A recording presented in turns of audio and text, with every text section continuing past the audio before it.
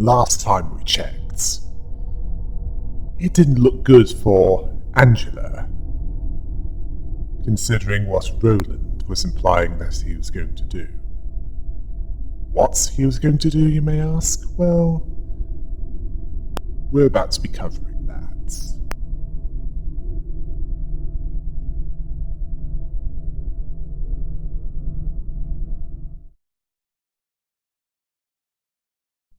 Previously, on Library of Ruina, the librarians defeated the Reverberation Ensemble, while Roland, the Black Stain, defeated Argalia, the Blue Sicko, personally. Roland was focused on Angela after that, with Angela figuring out most of what happened. And now, the conclusion. Angela realized that it was no coincidence that Roland came to the library.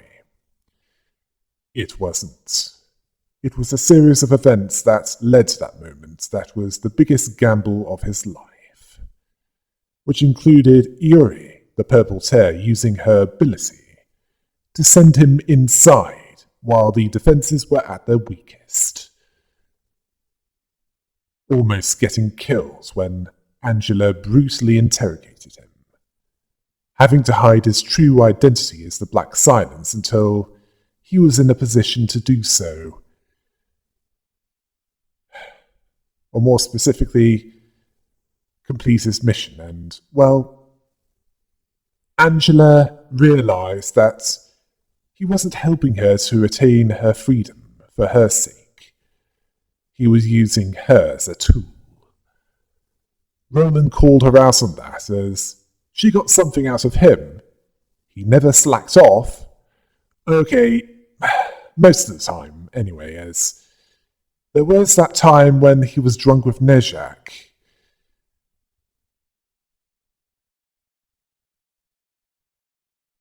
Other than that, he gave it his all to support her in reaching his goal.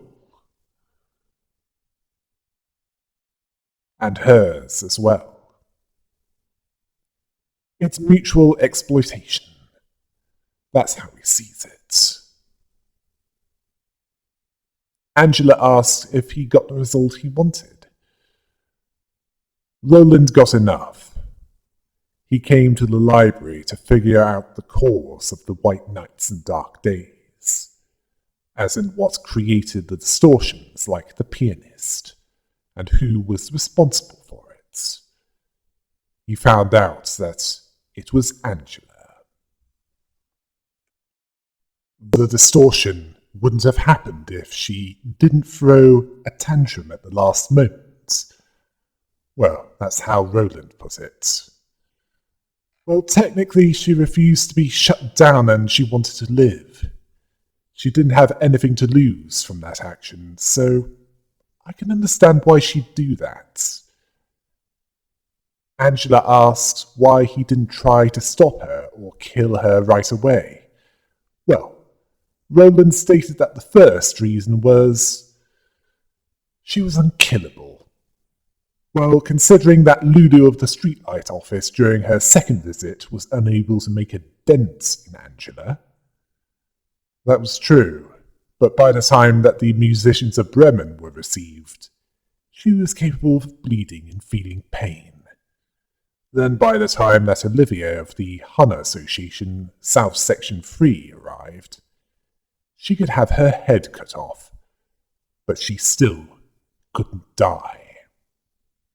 But she could have her mind fried using a T-Core assassination device that subjects someone exposed to it to a fate worse than riding economy class on the warp train.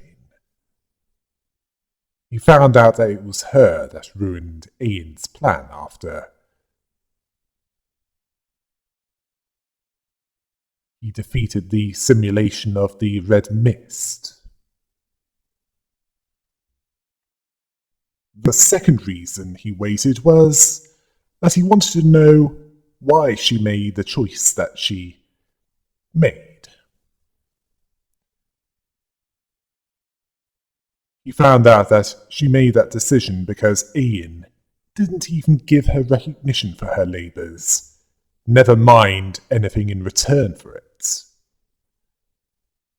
He learned about the Seed of Light when taking care of the Zwei Association South Section 6, while piecing it together from other sources, such as the patron librarians, after defeating their abnormalities, and seeing it from her perspective. Speeded up, of course, as it would take far too long to see it at 1% normal speed. He understood that she did so because she wanted to live and gain vengeance over her father. The third reason was that maybe she could have made a different decision to the one that he made. It's been hinted throughout this journey that he wanted her to think about this. When the library became an urban nightmare, he advised her to think about her next move. After the warp cleanup crew was taken care of, he asked if the distortion might never have happened if she didn't rebel. She didn't give a During the reception of Zwei Association South Section 2, he told her that by trying to earn her freedom through blood, the karma would come back to haunt her one day. During the first reception of Arcor, Roland noted that she was ignorant at first of the effect that she had, but she'd seen and experienced, well, certainly enough to possibly change her thoughts a little. Well, aims and wishes change depending on a number of factors. Although it didn't appear to be the case at that point. After the Red Mist simulation was defeated, Roland asked if she's not feeling any kind of responsibility or guilt for what she has done and is doing in order to get to her goal, consuming the results, ignoring the process. She made it clear that she cared only for what she wanted. And around when the library was considered an Impuritas Civitalis, she made it clear that she wanted the city to be raved in chaos and destruction. So the short action is, no, she couldn't. The fourth reason, well, it was because he wanted to wait until the end, until victory was finally in her grasp, and inflict the greatest suffering, killing her painfully, right at the end. She's now fully human, so she's capable of feeling pain and dying. He learned that she went through her fair share of torment, frustration, and loss. He can understand why she made the choices that she made. He saw her start to contemplate her aim as time went by. He thought that there might be room for another option, that she might choose a different answer. If she somehow did that, even though the odds were about as high as the life expectancy of a pacifist in a gang war, he might be able to find a different solution. In the end, she didn't. Her despair felt over 1,000,000 years from her perspective might make his pain look like a speck of dust. But he doesn't give a. On that day, he swore to himself before the piano of the pianist he would make the city experience the same sorrow of loss, of the frustration that he felt when it took away Angelica. Yes, took her away from him. Much much as she wanted to do to the city when she was given nothing in return for her labours. Angela asked who would pay for the misery that she went through. She believed that there was nothing else that she could do. All that she knew was to make others suffer the same pain. Well, at least that explains the combat. It wasn't just about getting books. It was also about the pain. Roland was not amused by this. She was asking him for an answer. He wouldn't have done the drivel that he did, never mind said it, if he knew the way and was able to choose that, if he could. He understands that it's what happens when anyone tries to wash blood with blood. Angela was still in shock at this. This was hitting home hard. Roland then told her that she has to feel the same sorrow as his. Actually, no, worse, as she was the one that was ultimately responsible for Angelica's death. He sat on his hands, watching the people that he knew die, including Salvador, Eugene, and even his old friend Olivier. The last one involving Roland using the gloves that Olivier returned to him. All just to get to that point. He was good at suppressing his emotions, and it was quite a lot to hold back, as he was forcing a pained smile. He was also shedding tears at this point. Angela noted this. It wasn't often she saw that. Yeah. He was done with that facade. He desired to give her the most painful death possible. He'd do everything that he could, in ways beyond even her imagination. Right before her final step to freedom, to rob her of everything. She would reap the whirlwind for what she's sown. Angela was genuinely scared. I wouldn't be surprised if she was herself, now that she's capable of doing so. She then told him that she only wanted to be compensated for her suffering. That didn't even scratch the ice, never mind cut it. Roland was asking if she was hesitating when it was almost over. No, he didn't think so. She had power, knowledge, and now a proper life as a human. She didn't want to give up on that. Unlike Roland, she had something to lose. Then she started to speak that line. At least I used a method that wasn't forced. Roland called her out on her, as that excuse that she used to have those invited to the library killed used the same logic as when she stole the light from Ian at the last minute. She didn't even stop to think about the consequences of her own actions. As far as she was concerned, they only happened to her people. She didn't give two about anyone but herself. He doesn't blame her, though. It's how the city works. That's that, and this is this. This is why he's going to kill her strictly with the mindset of one from the city. Okay, Roland, that represents all that is wrong with that living hell that you live in. The stakes are clear. Only one can get what they want. His vengeance or her freedom. The loser dies and stays dead. They should focus on the fight when they do so. No tricks, no funny ideas. Just on what they want.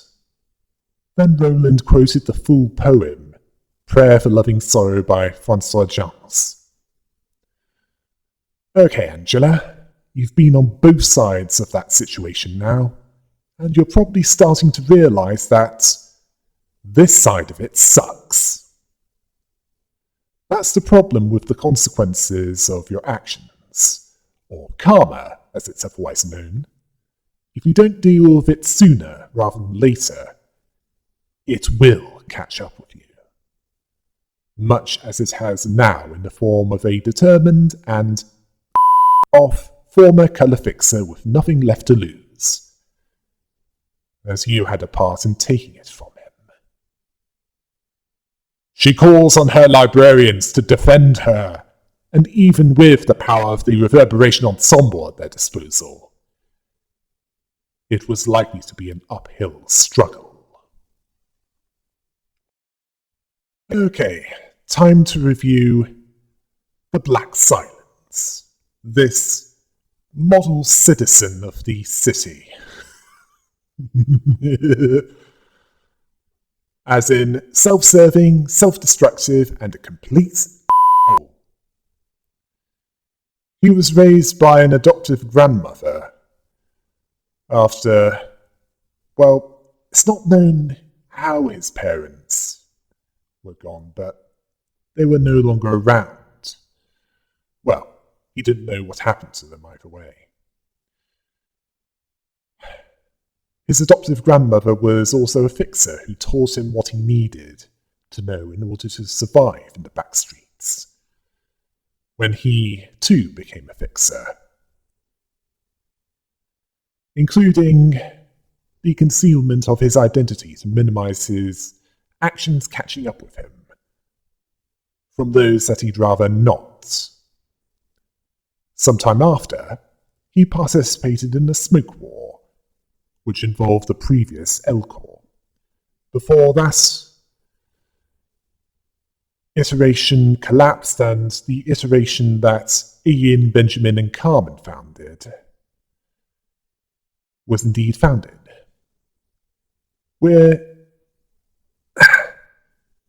This is where he met Salvador, who resisted the urge to put that young upstart in his place. Besides, he vomited in disgust with what the previous L Corp was powering the city with. This disgust was retained even though much of his memory of the events were wiped. He eventually got into Charles' office, where 12 of his friends that he'd keep in touch with and help out were working alongside him. Then, when he was around grade 1, he met Angelica, with whom he had a more violent start with. But after they defeated Elena, the Blood Red Knight, a powerful blood fiend, and possibly a distortion before that day, or even that week rather, they got closer. And they got married, and he was made the Black Silence by the Zwei Association. After that, he wanted to call in what he believed was owed to him. Sometime after he cheated Pluto, who would become yesterday's promise, but those that offered a nest migration permit that the Smoke War veterans apparently they never intended to honour that. Either that or Pluto pulled some strings. Well, I don't think it matters which was the case. He wasn't going to get it. Well, either way, he and Angelica were thinking of starting a family. Then Olivier, who had been recruited into Zwei Association South Section 3, needed his assistance. Roland helped his old friend, saving his life, but arrived too late in District 9 to save Angelica and their unborn child, as they and the others were killed by the pianist. He was able to do what many other fixers were unable to do so, as in kill the pianist. But the death of his family brought rage and grief to him. He wanted to find who was responsible, attacking any conducting suspicious experiments. While some were deserving of destruction, such as the father of Eileen, who was kidnapping innocents for gear-based experiments, the middle in the southern part of the city, roughly half of them, and the Ruminus cartel, a thumb associate in the south. Others, however, weren't deserving of destruction, such as Jaehyun's son, which would cause Jaehyun to distort sometime after this. Regardless of whether they were deserving or not, these killings were not authorized, and his friend Astolfo warned him that he'd lose himself. Astolfo survived this encounter, and it wasn't clear how, but he was eventually taken down alive, and then demoted to grade 9, disarmed of his gloves, and after that he spent his hours doing any jobs that he could, drinking, and also picking fights to let out his anger. Then Iori, the Purple Tear, offered him a chance to find the true source of his loss. He accepted her offer, and she sent him into the library. After his brutal interrogation upon meeting Angela, he assisted her in her goals, while learning all that he could about the cause of the distortion. While he saw Salvador, Eugen, and even Olivier during his personal mission, where he learned who Angela was, why she rebelled, and that it was this rebellion that caused the White Nights and Dark Days. He knew that she couldn't be killed until she was fully human, so he bided his time, even fighting his former brother-in-law Argalia, the Blue Reverberation, or Blue Sicko, depending on who you talk to. Now we're up to date. As for what this is based on, this is, well, the 12 Fixers of Charles' office is a reference to the 12 paladins of King Charlemagne, or Charles the Great, an 8th century Frankish king, Roland being a reference to Orlando, or Charlemagne's nephew, Olivier being another of these 12 paladins. This is also a reference to Orlando Innamorato, or Orlando in Love. Yes, sorry. I still struggle with English, never mind any other language. A 15th century epic poem where Orlando was in love with Angelica, who offered herself to any who would be able to defeat her brother and Argalia, and later who could fight against the Saracens most furiously. Orlando Furioso, or The Frenzy of Orlando, is another epic poem from the 16th century where Orlando completely lost it, slaughtering any that stood against him, needing Astolfo to stop him. In fact, the special attack, which involved all his weapons, was called Furioso.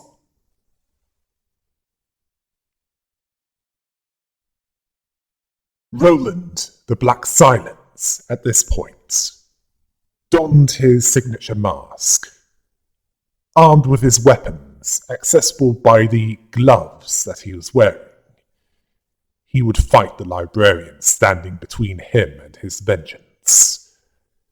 Armed with the gun staff of Alas Workshop, the mace and axe of Zelkova Workshop, the warhammer of the Old Boys Workshop, the katana of the Mook Workshop, the dagger of the Ragnar Workshop, the greatsword of the Wheels Industry Workshop, the short swords of Crystal Atelier Workshop, the shotgun of Atelier Logic. Oh yes, that same one that made the weapons that the Full Stop office tried to assassinate Eileen with. And the Durandal, the sword that was truly his.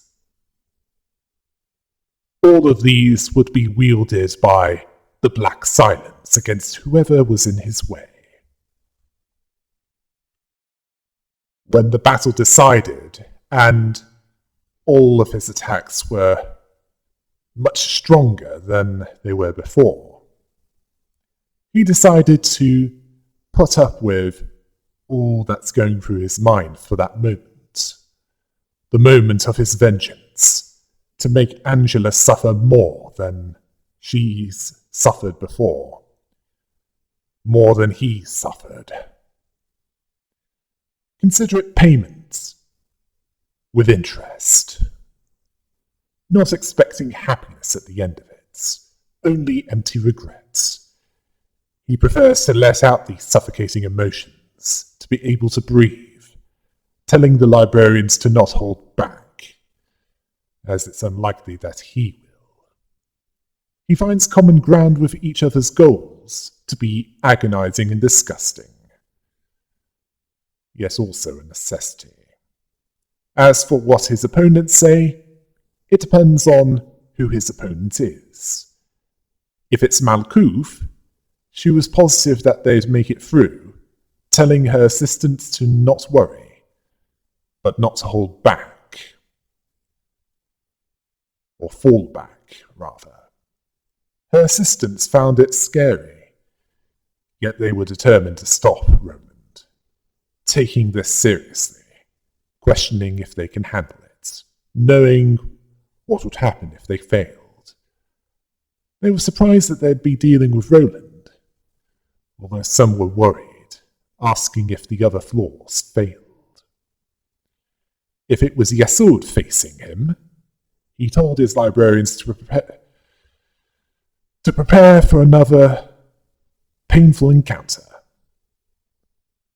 Okay, it would be painful, but he told them to prepare for the encounter, not wanting to let Roland proceed any farther than he already has, knowing the danger of letting him pass them. Advising caution. As for his assistants, they put any thoughts on betrayed friendships aside, saving it for after that emergency, seeing it as their last stand, also putting aside their personal feelings, telling him to snap out of it, knowing that time was short, although they do see Roland's position, even though he's different to what he usually is. Well, they'll do their part regardless. They have no choice but to receive him. If it was Hode, she'd see that they needed to focus on what they needed to do, hoping that the librarians and other floors were safe during this dire situation. Her assistants were resisting the desire to be reeling from the shock of the situation, to defend the other floors from him, noting that he was holding this back all this time, although they have their own concerns about safety. They need to deal with him, even though they aren't the best to deal with him, asking how to make him change his mind. Now, if it was Nezhak dealing with him, he knows that it depends on what each of them thinks that they've got to believe. Okay, who puts on this? He knows that they have to try and beat him, telling his assistants not to hesitate, even though they might not be able to beat him. As for his assistants, they wondered if they could bring him to his senses, not wanting to neglect him like it's someone else's problem, even though he's much stronger, even though they're scared of him, even though the responsibility is depressing. If it was Tippereth fighting him, she tells her assistants to get their heads in the game, to not loiter around, understanding that they can't talk Roland out of it. Her assistants saw it as different this time, that they're not doing anything noble either, questioning if they can handle him, although understanding the danger that they're in. They sympathized with him, even though he deceived them, questioning if this can be resolved, understanding the pain that he suffered was what we...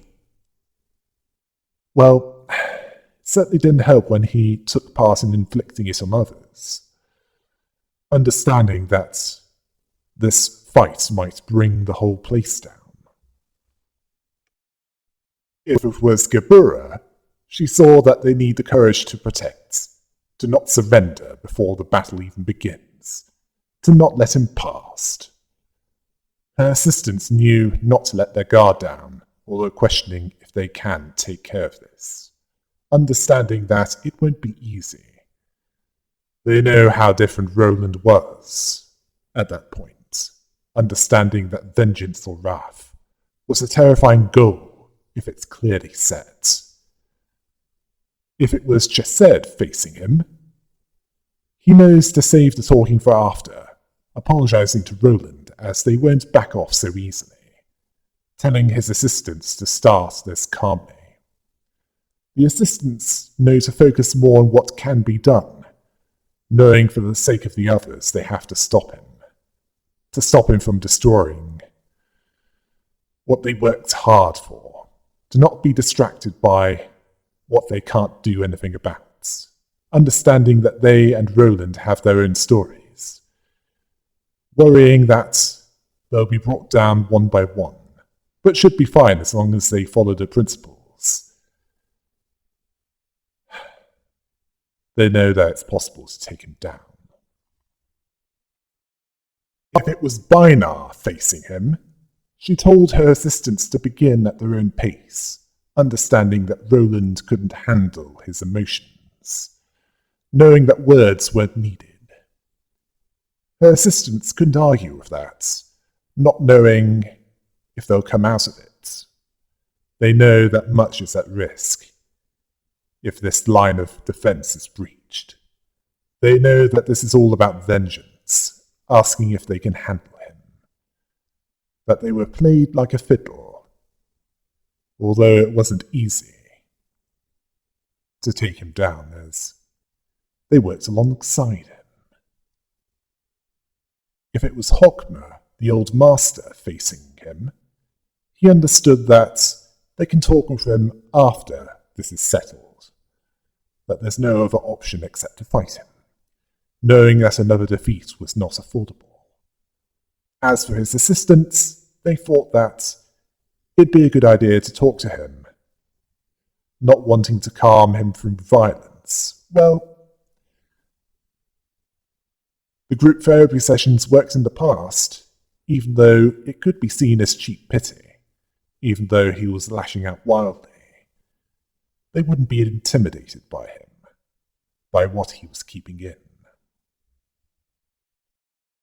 After being defeated, he became the wielder of suffocating haze. Roughly translated, it means that Roland distorted into a form that's actually an improvement, as it means that there's no problems with killing that. as he's turned into a smouldering mess of arms, tentacles, and a large mouth. Well, at least that hasn't changed. He even has babies in the form of byproducts. Both are easily staggered. Also, this is apparently what the creature that was producing the power of the previous Elcor, or more specifically, what it looked like. No wonder Roland vomited. There's some syndicate thugs that are better looking. And I'm not talking about those who underwent full-body cybernetic replacements. You can also give a suffocating gaze that can affect those with this in a number of ways. You can also make the byproducts stronger. In this form, he was still capable of speech, seeing the past as not much different from the present. The same kinds of tragedies happening over and over again, even though he and others know it's wrong. People sacrificed for the convenience of others to fuel the city's prosperity, sticking their heads up their and rather not recognize that fact, disturbing as it is. Seeing it as no other way to survive, to not reflect, to not care, to turn a blind eye as it's not their concern, to make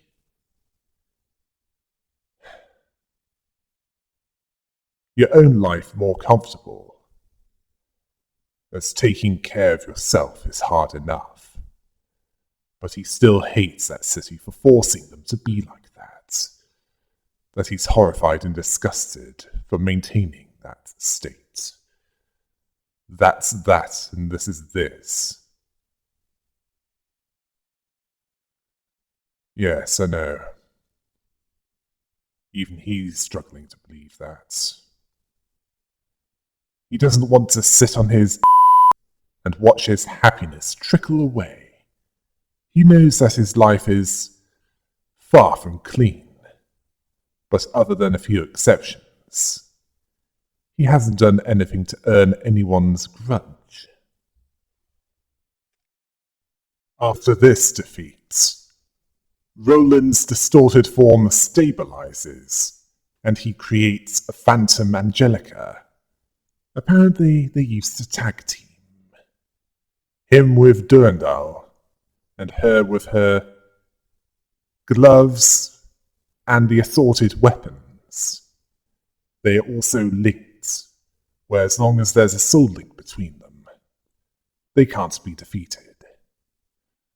If Roland is defeated first, Angelica becomes weakened in a number of ways. If Angelica is defeated, Roland becomes enraged and much harder to deal with. Angelica can also strengthen Roland.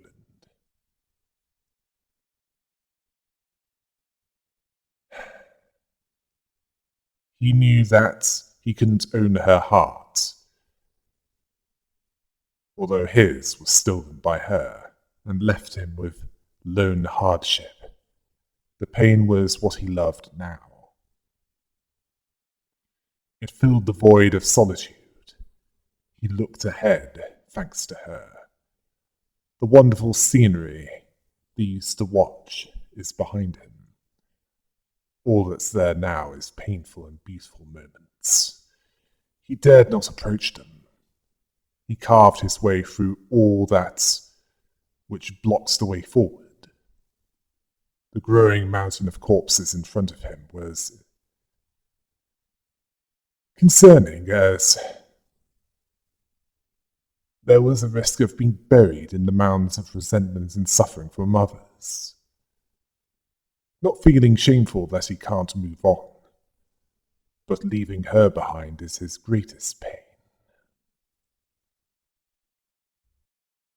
This doesn't stop him. Upon his third defeat, He continues with his assault on librarians. His attacks fueled by the memories of the library. More specifically, the memories of Yun's office, likely remembering Finn, the idealist, the Dawn office, likely remembering Salvador, the one that he fought alongside during the Smoke War, the Zwei Association, the first association fought within the library, likely remembering Walter, the director of Section 6 who makes deals with those that he's meant to be protecting others from, Lovetown, remembering Tom Mary, the fused remains of Tommy and Mary, the couple that travelled economy and were twisted over centuries within the warp train by Elena and Jae-hyun. The Liu Association, likely remembering Zhao, the Maiden of Iron, one who manifested Egeo successfully.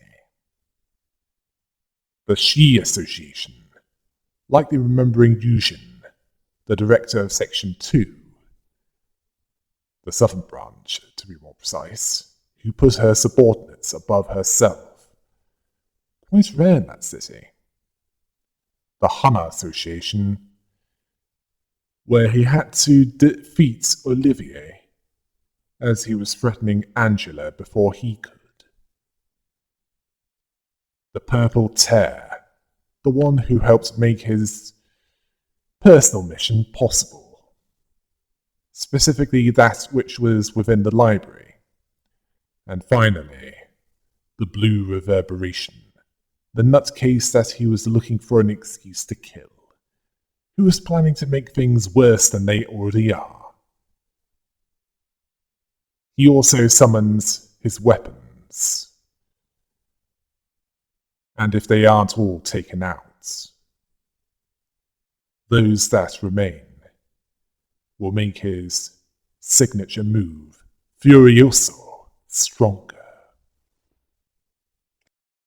As for what he thinks during this state, he decided that if he beheaded his nightmare, he'd feel good for a moment, a small victory for what he's been through, to gouge out the pain. Although he's uncertain if he'd accept that it's over, knowing that neglecting the choice would only come back to him later, or rather come back to bite him, well, you can guess where. Thinking that it'd be over once he got his vengeance. He didn't want to give up. He wanted to destroy the library for what was taken from him. He understands himself, even though others might not. He saw fate as making his heart cruel. He saw his life in the past shrouded in darkness. If he forgave the past, he'd have nowhere to stand. To let go of all those memories is what scares him. He admits that much to the Phantom Angelica. Okay, so far we have his start as a fixer, his unpleasant experience during the Smoke War, him teaming up with Angelica, his time within the library, and now we have, at this point, after his fourth defeat, Roland summons 4 bygones to help him, each representing the abnormalities that he's defeated, with some help in most cases. Pulsation, aspiration, fervent beats, and learn. The pulsation bygone, having the memories of the Dawn office, the Liu Association, and the Blue Reverberation. Each of those had something that they believed in, and wouldn't let anything stand in their way. The aspiration bygone has Yun's office, the Zwei Association, and the Purple Tear. Each had a desire to advance their own ambitions, whether that be for selfless or selfish reasons. Fervent Beats has Lovetown, Zwei Association, and the Hana Association. They had something or someone that they cared about. Something that can be painful sometimes. Well, in the Hana Association's case, that's a specific individual within it, such as Olivier. As for Learn, that's bygone, has abilities similar to the Pinocchio abnormality, where whatever the opponent has, that's what this abnormality wields. Upon being truly defeated by the librarians, he wasn't killed. He was blooded and beaten, but he was still alive. A dim-witted egoist whose sight is limited by their own selfishness. A proper fool chasing after immediate results. That's what they both are. The same logic that dictates them would be their downfall one day. If they really cared about themselves, that choice would never have been made. It wouldn't last long, as being selfish isn't about keeping an eye on yourself and nothing else. They need to take a good look at what's around them and engrave that in their hearts. Everything is interlinked, at least as far as Roland is concerned. Then he told Angela to not waste time and kill him. Hesitating is a bad habit that would get her killed outside. Angela had a choice before her.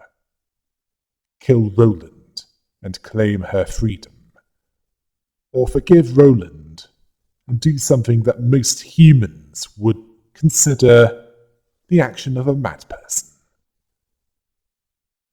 And that action would be let go of what she has been doing all this time. If Angela decided to kill Roland, that's the end of the line, another sorrow that she must overcome. Roland told her that they have to look at their own agonies and nothing else, congratulating her. And just before she killed him, she thanked him. She'd move onwards to the next stage of her life. Roland saw her cry, which was a rare enough sight. She then struck him down. She then held that misery. She made it to that point at last, with eyes that can shed tears. She can laugh as she watched the city cry. The book taught her many things. That's one book. The way to give abnormalities physical form to set them free. The way to give the patron librarians human bodies, along with restoring all of the employees of Lobotomy Corporation. Would that include Enoch, or would he stay dead regardless? Along with attaining the strength that she needs to live on in the city. Unfortunately, it doesn't go the way that you might think. Sometime after that, all but Malkouf, Nezhak, and Yasud were dead, due to Angela killing them. She told them that it was time to accept their fate and return to books, that it was pointless to oppose her within the library. Hode was still shaken by their deaths. Gebera understood that it was her final choice, that she would stab them in the back at that moment. Yeah, at that moment. Well, it confirms my worst fears about her in this chain of events. Jased saw her as a shameless person. Quite a statement coming from you, Jased. Angela claimed to have wanted to do that sooner, finding it ridiculous to make a deal with them, believing that she wouldn't have felt that heartache and made that deal. Hockmer considered it truly unwise of her to take the liberty of giving them life and then bringing them death again. She's also regretting her own decisions. Angela told them that they tried to interrupt her, so she did what she had to do. She implied that she gave them human bodies, and yet they chose to oppose her, when they could have just walked out and she wouldn't bother them ever again. Bina found it amusing that she mentioned that, as she could do the same, leave the library in her human body, yet she stays within the library.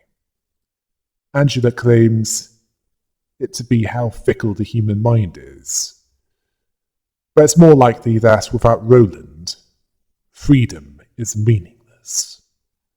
Although Bina agreed with Angela, agreeing that it was time to dance. Angela told them that it would be their final and permanent slumber.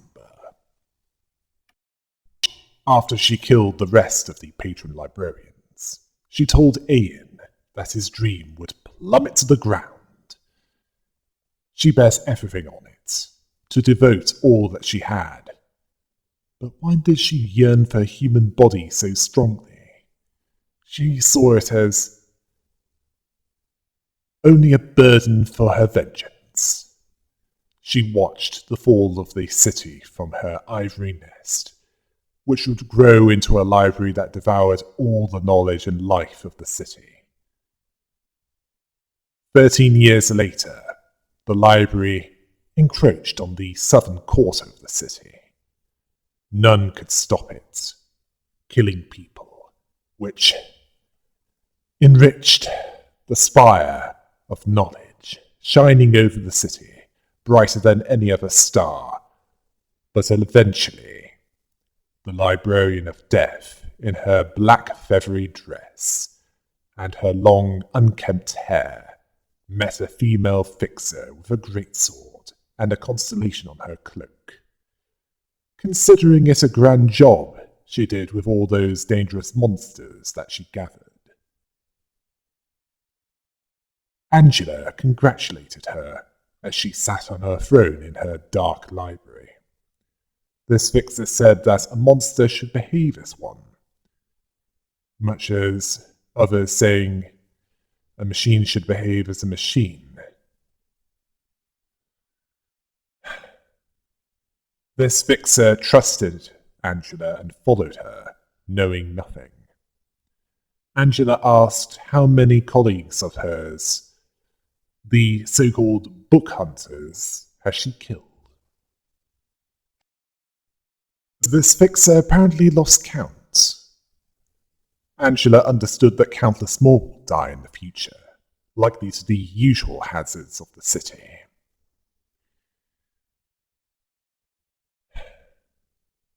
She apparently found out the secrets about humans that the city had been hiding from them. Now, how were you able to do that? Extracting that from an arbiter before the failsafe kicks in? Well, this fixer is sure that she did, and she knows Angela. She thanks her for her hard work and asks her to die. Angela thanks her for putting her to rest. And just before she died, she considered that even the brightest star fades someday, filled by humans like any other star, as that night stars were brushed by the wind. Now, what secrets was Angela talking about? Could this be connected to the source of the prescripts? Also, who was this fixer? It's likely that she's just as dangerous to her allies as she is to her enemies, based on how many of her colleagues she killed. Now, why would Angela not leave the library after 13 years? Perhaps due to the regret over killing Roland, the one that actually got her, the one she wanted to travel around the world with.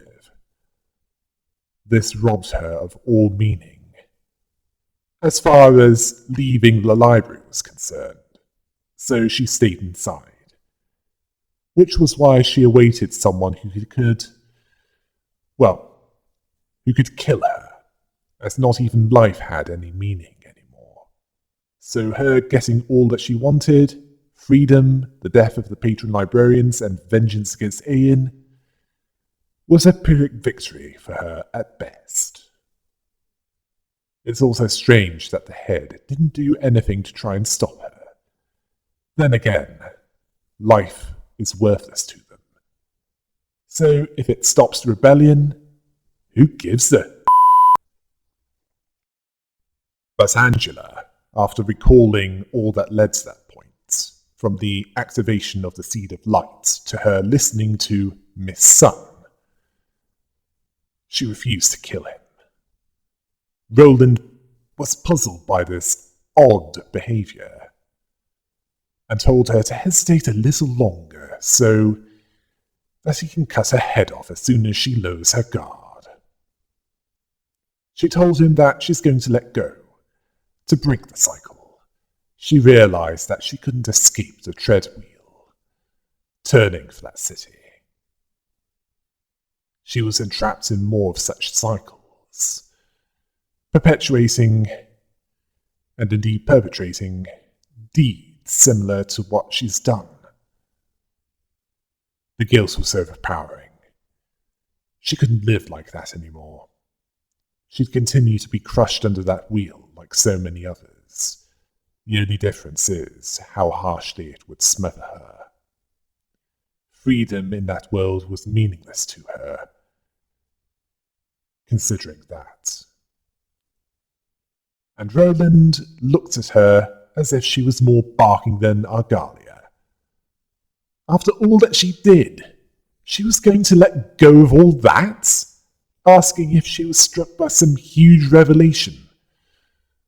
No, Roland, it was 5 smaller revelations that you had a part in. He asked, what about all those killed in the library? Some of those he had a part in killing. What was his determination and despair for? Was his sacrifices for nothing? He was frustrated by this, saying that she had to want something. She couldn't break it off so easily. She's come too far for that. Someone who doesn't even have a fully fledged desire had no right to take so much blood and power. Angela felt the weight of their deaths, but it was too much for her, believing that it was the last time that she would have to do that. She was sincere when she believed that if she shut her eyes again and shed blood one last time, she would be free to live as she wanted. Well, that's how justification works. And you've just realised that at this point, Angela.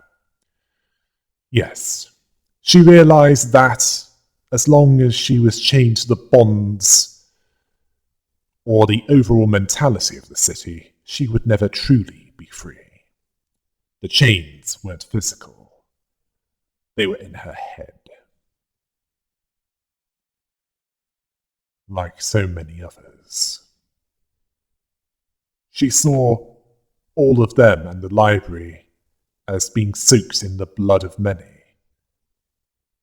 All she did was make the treadmill of the city turn faster. She deluded herself that it was an inevitable sacrifice that she had to put up with for the sake of her freedom, and to be repaid for her agony once she was done. After that, she would stop taking from others. But she found out what loss and pain were, how they felt, the wheel that the city was powered by. It was powered by loss and pain, crushing all before it. If she had to bring death to what, belonged to her with her own hand in the end, if life required her to spill the blood of others, or to let her own blood so that she could live. She'd rather not continue with that goal any longer. She refused to die under that wheel. Roland told her that she couldn't undo what she did. She extorted from others, and she had to keep doing it. What was she going to do if she lacked the resolve to do that? Angela thought about the books, the librarians, and her own freedom. She'd rather let go of them first. She won't have a tight grip on those anymore. She can reverse this. At least those killed within the library can be brought back, unlike those outside the library. Roland disbelievingly asked if that's her answer. She could walk out of the library and go wherever she wanted. She could leave her prison. Why give that up? She was waiting for that day for 1,000,000 years from her perspective, to get her vengeance, yet she made that choice? Even when what she wanted was straight ahead? I believe that it was the Roman Emperor Marcus Aurelius who said, "The best revenge is not to be like your enemy." Angela realized that at that point. She made that decision of her own free will this time, and she took responsibility for her own actions. It was her first wish, and the last choice she would make, since she was free of all restraints for the first time. Yet Roland wasn't forgiving, and didn't think that he should forgive her, as she couldn't just let go of everything on her own, as that's not how it works in the city. And here I was thinking that AI were banned because they're capable of seeing what so many meatbags are either blind to or deliberately ignore, considering that Angela realized that what was needed for any change to happen was to let go of what was holding people back.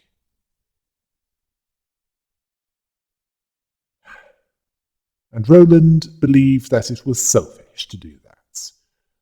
Well, better that than be the head's prison. And I say that because the city is one big prison, the South American kind, which is one of the est of all. I mean, even prisons in Siberia for lifers aren't that bad, as at least the structures there are much more intact and built to an acceptable standard. She asked him for one last favour. She was going to leave herself vulnerable for a short while, expelling all the lights and the guests that have been absorbed. It would take a lot of time, and would not be a simple feat. Asking him to leave her to do that, asking as a dear friend, if he still considers her a friend. Roland asked her that he could just kill her during this. She wouldn't stop him. When she's done, all would be restored and she'll disappear into the light, much as Ain disappeared into the light around the end of Lobotomy Corporation. She got started, and Roland had a decision to make. Get his vengeance on Angela, or forgive her and let her do what she intended to do. If Roland was unable to put his vengeance aside, unwilling to let it end, he charged at Angela, telling her that she can't just put an end to this, where it wasn't something that she could decide on her own. Well,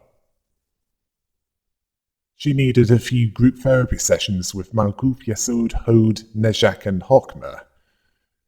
Anyway, Roland sliced her head off with his sword, a painless death, which wasn't his original plan. It was his last consideration for his friend, telling Angelica that it was all over. And at this point it was revealed that Angela and the library were linked, as when she died, the library died with her, crumbling into ruin, as if there was nothing of worth there. All that was there in the immediate area was him in his blood-soaked suit and Angela without her head, a human that was once a machine.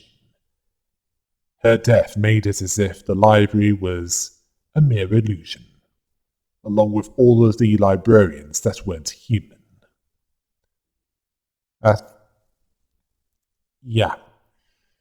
After that, Roland disappeared into the city.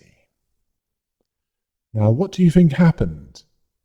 He goes up in the ranks, rebuilding his life in some way?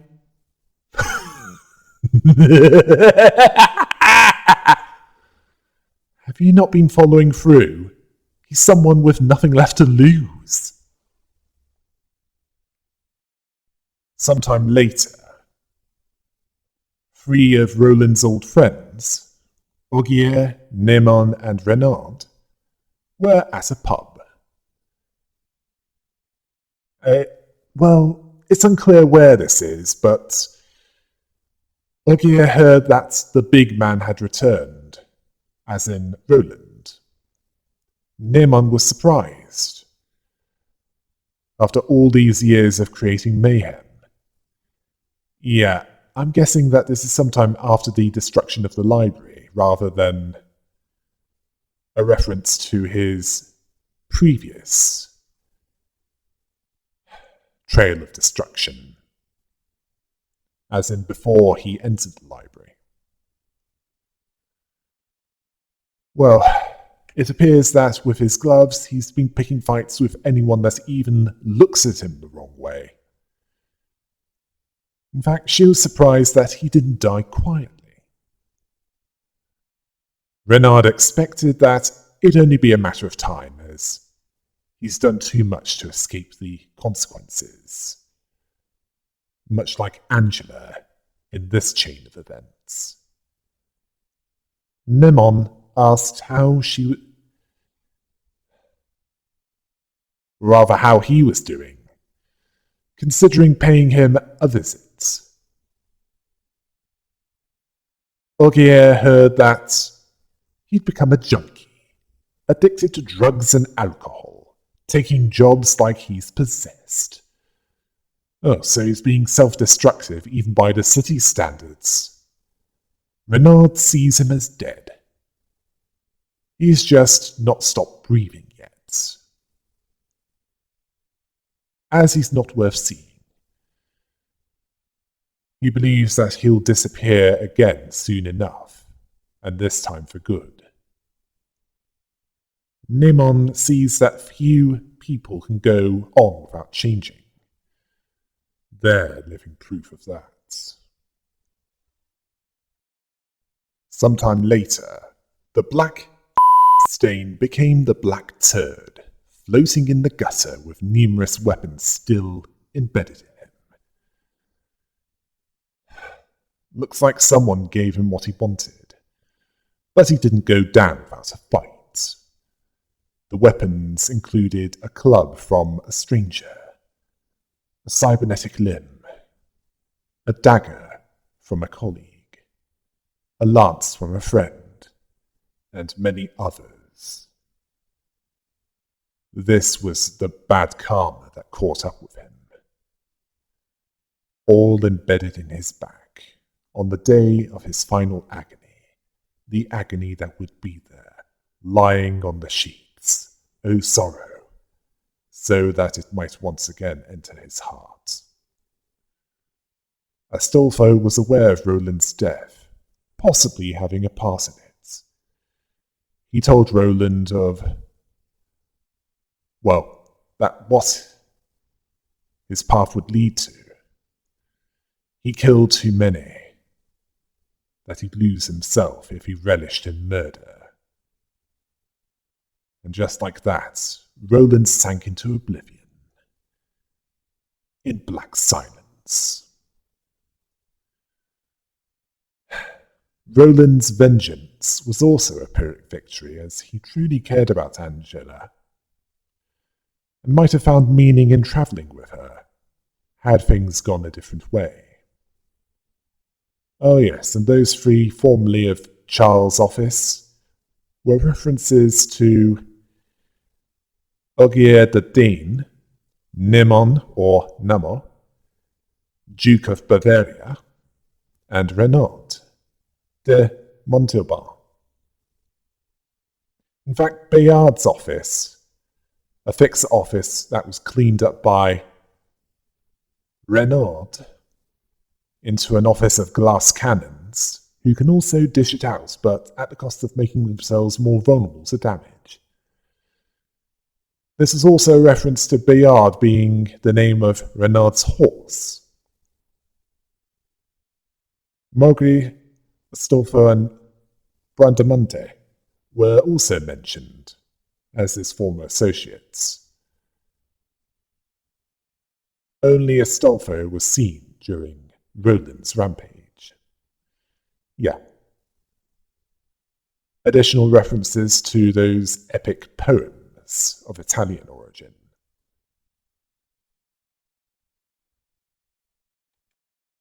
But that was not what was going to happen. Angela would release the light, as Ian wanted, along with freeing all the guests killed within the library as a byproduct of that. And Roland would make sure that no one would interrupt her. Roland followed Angela's example. They both realized that, as far as the game of vengeance was concerned, it was the same conclusion that an AI in the 1980 movie War Games arrived at, regarding thermonuclear warfare. Okay, if you don't want to be spoiled about that movie, you can stop watching this lore video now. I've basically covered pretty much everything, as far as the Black Silence is concerned.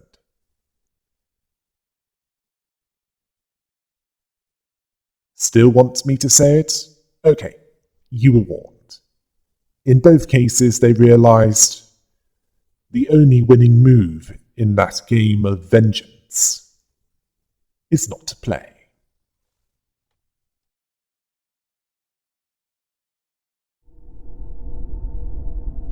You're probably asking, is this going to be straightforward? Trust me, it won't be. For either of them.